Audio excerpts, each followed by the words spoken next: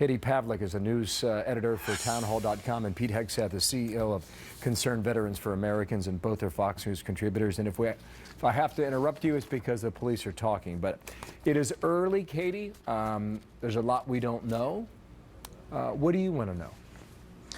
Well, I want to know whether moderate groups, so-called moderate Islamic groups like the Council on Islamic Relations, are going to condemn this act outright. We do know that this was an event where there was a contest held to draw Muhammad. This was an event in protest of another event that was held there in January that was anti-free speech. And I think it's a pretty easy thing to talk about. Do you condemn violence over cartoons or not? And the bottom line here is that there were a lot of people inside that room exercising their free speech, and thank God there were armed police officers there, unlike in Paris, to stop these guys before it got worse. It could have been much, much worse. And the bottom line here is that in America, free speech is under attack by Islamists, and what are moderate Islamic groups going to do to stop it from happening in the future? Catherine Herod says investigators are considering whether or not the men had direct ties or were inspired by a foreign terrorist group.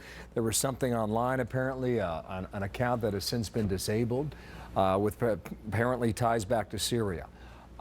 If true, that would add a whole new wrinkle to what we're watching right now. Pete, start. Yeah, it would. I mean, initial reports indicate over Twitter that one of the men involved tweeted his allegiance to ISIS and to al-Baghdadi before the attack, an indication that, and again, we don't have all the information at this point, but that there was some sort of a tie back to allegiance toward motivation by the Islamic State and the Caliphate. And to see it happen in Garland, Texas, is a reminder of how strong the gravitational pull is for radical Islamists toward what they believe to be an expanding, inevitable caliphate. And the longer we're unwilling to defeat ISIS on the ground, the more that heartbeat of hatred and Islamism makes its way around the world. But you know what happened in Texas? It's a tale of two amendments.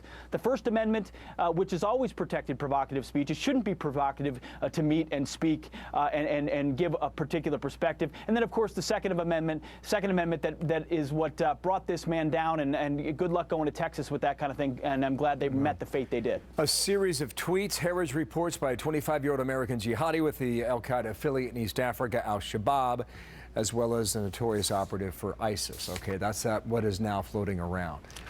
Kate, is this a growing threat? Is this a new threat, or is it the same threat?